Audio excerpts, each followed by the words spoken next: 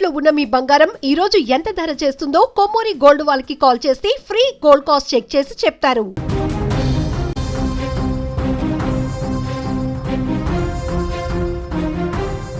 ఆంధ్రప్రదేశ్లోని ఓ ఆశ్రమ పాఠశాలలో జరిగిన ఘటన ఇప్పుడు రాష్ట్ర వ్యాప్తంగా తీవ్ర ఆందోళన కలిగిస్తోంది. విద్యార్థుల ఆరోగ్యాన్ని కాపాడవలసిన చోటే నిర్లక్ష్యం కారణంగా ఏకంగా 31 మంది బాలికలు అస్వస్థతకు గురై ఆసుపత్రి పాలయ్యారు. పోలవరం జిల్లాలోని వరరామచంద్రాపురం మండలము సోములగూడెం ఆశ్రమ పాఠశాలలో ఈ ఘటన చోటు చేసుకుంది.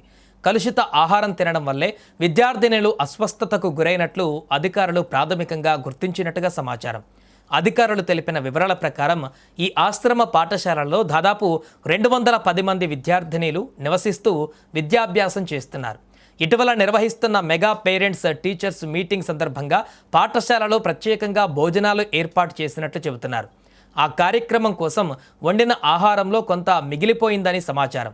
అయితే ఆ మిగిలిన ఆహారాన్ని సరైన విధంగా నిర్వహించకుండా రాత్రి సమయంలో విద్యార్థినులకు వడ్డించినట్లుగా ఆరోపణలు వినిపిస్తున్నాయి.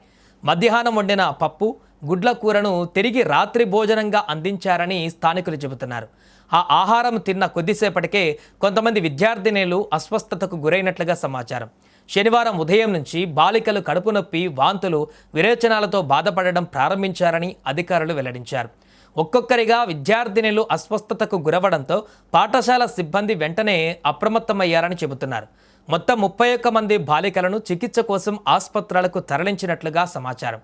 అధికారుల వివరాల ప్రకారం అస్వస్థతకు గురైన వారిలో 20 మందిని చింతూరు సామాజిక ఆసుపత్రికి, మరో 11 మందిని కూనవరం ఏరియా ఆసుపత్రికి తరలించారు. అక్కడ వైద్యులు వెంటనే చికిత్స ప్రారంభించారని చెబుతున్నారు. అవసరమైన మందులు, సెలైన్లు అందించడంతో ప్రస్తుతం విద్యార్థినుల ఆరోగ్యం నిలకడగా ఉందని వైద్యులు వెల్లడించినట్టుగా సమాచారం.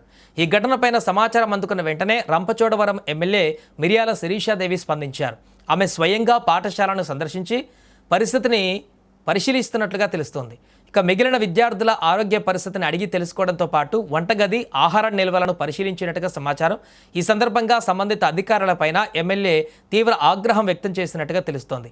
విద్యార్థుల ఆరోగ్యంతో నిర్లక్ష్యంగా వ్యవహరించే వారిపై కఠిన చర్యలు తప్పవని హెచ్చరించారు. ఆశ్రమ పాఠశాలలో నాణ్యమైనటువంటి పరిశుభ్రమైనటువంటి ఆహారాన్ని మాత్రమే అందించాలని అధికారులను ఆదేశించినట్టుగా తెలుస్తోంది. ఇక ఈ విషయం తెలుసుకున్న తల్లిదండ్రులు కూడా ఆసుపత్రులకు చేరుకొని తమ పిల్లల ఆరోగ్య పరిస్థితిపైన ఆందోళన వ్యక్తం చేస్తున్నారు. పిల్లలకు అందించే ఆహార నాణ్యత పైన పర్యవేక్షణ ఉండాలని, ఇలాంటి ఘటనలు పునరావృతం కాకుండా చూడాలని కోరుతున్నారు. ఈ ఘటనపైన ఉన్నతాధికారులు కూడా విచారణ చేపట్టినట్లు సమాచారం.